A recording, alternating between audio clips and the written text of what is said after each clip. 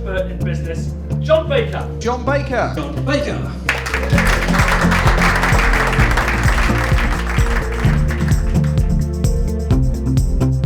Jon Baker classifies himself as an introvert. Not only that, I'm proud to be an introvert. He's now talking on the topic of dealing with introverts. It's rumoured that I kind of like bright orange. Jon, you cannot be an introvert because you like bright colours. Really? So let's think about it a bit more seriously, shall we? Somewhere between a third and a half of your audiences and your networks and your connections are also introverts. Seriously, if you're in any business where some of your team or your client base are introverts, you need to get him in so that you can get rapport with the introvert. Isn't it crazy that as a society we dismiss a third of our audience and make them feel unengaged and push them out the way? Now, as an extrovert, I wasn't sure what I was going to get out of this, but what I learned was how I can engage introverts in my presentations and my workshops. Really valuable tips, Jon. Really appreciate it. We're going to talk about what is an introvert. Do you find your batteryometer, good word that one, draining almost by the minute as the conversations go on? You've got to cut down the amount of people that you're trying to target so that they go, oh, wow, that person really understands me.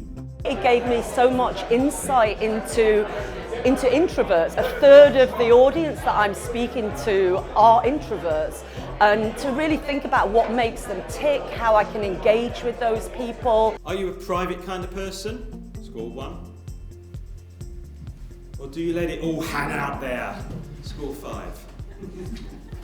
And just for my day-to-day interactions with other people, to think about whether they are introverts and how they tick, for me was really valuable, and it was a really well-delivered presentation, and lots of the messages will stay with me. So yeah, really highly recommend, Jon.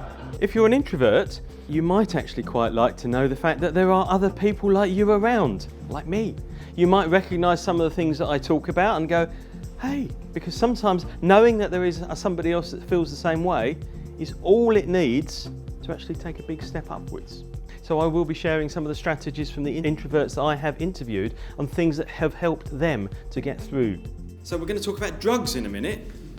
It's all right, Mindy. Don't get too excited. You see Mindy's face there? She's like, yeah, drugs. One of the avenues of research has been on neuroscience and neurotransmitters, drugs inside our body, and we all have them. And it turns out that introverts are more sensitive to dopamine than extroverts. One of the things I love about Jon's style is that he uses his personal stories a lot. He said, if you go out to the sharks, make sure you come back to the island before swimming round it, or the current will take you and push you out into the middle of nowhere. Guess what we did? Anyone want to know what happens next? Okay, that's good. That was the right answer. It means that you can elicit emotion from people, because I was with him emotionally. Jon, they can't see us because the sun's setting behind us. So the boat's there, the sun's there, and we're swimming straight at the boat and they can't see us. And then she came out, Jon, the sun's setting. Yes, Anne, I know this. And here it comes, the moment I will never forget. Jon, the sun's setting and the sharks feed at sunset. So if you're looking for a speaker to talk about being an introvert, looking for a speaker who is a master at bringing storytelling into their speaking, then Jon Baker is your man.